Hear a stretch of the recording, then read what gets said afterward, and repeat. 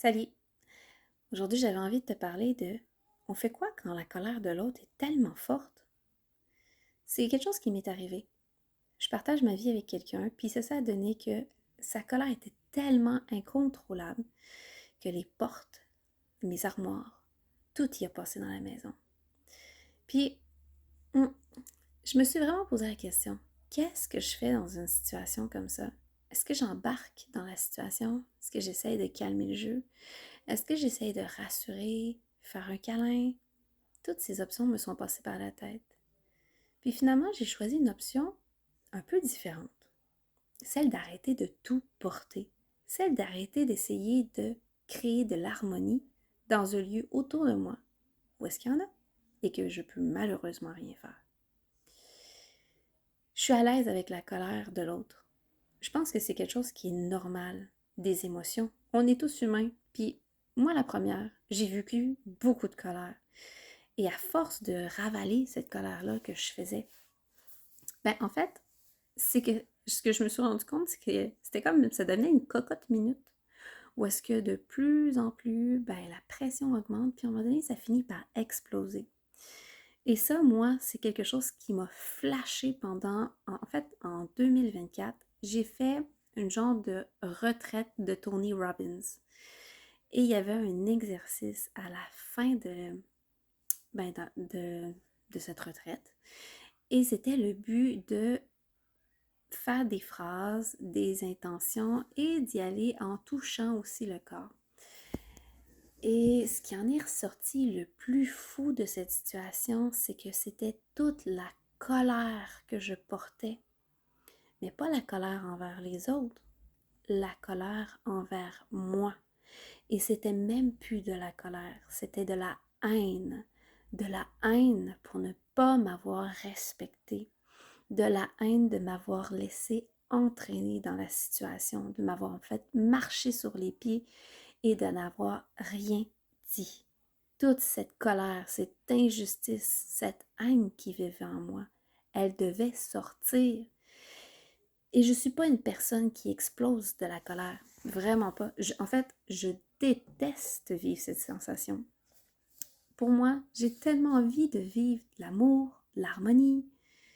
Et, en fait, comme ce besoin-là est tellement fort, mais j'ai besoin d'aller compenser pour l'autre, qui lui n'est pas dans ce stade-là. Alors, c'est pourquoi que je me posais beaucoup de questions par rapport à cette situation, à faire face à la colère de l'autre. Hein.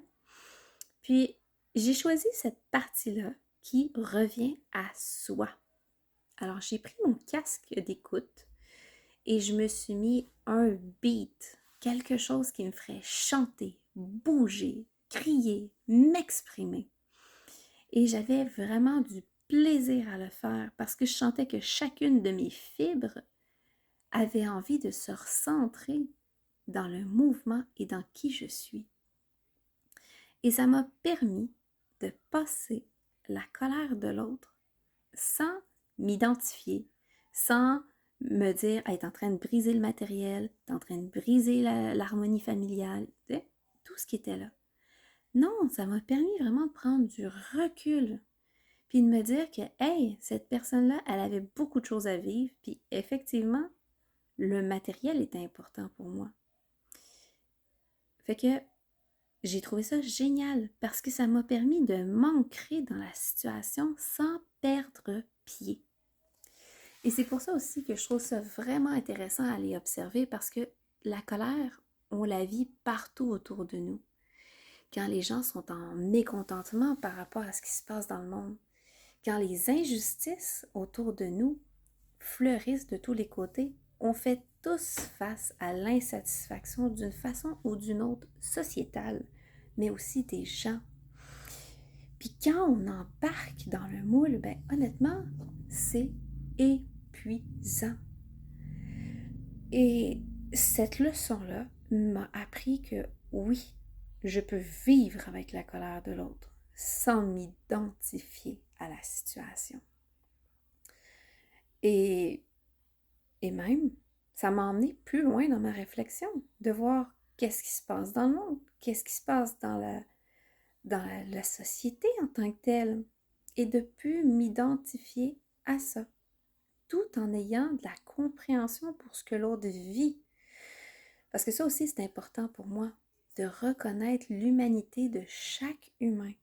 Parce que on est loin d'être parfait et qu'on va faire des erreurs.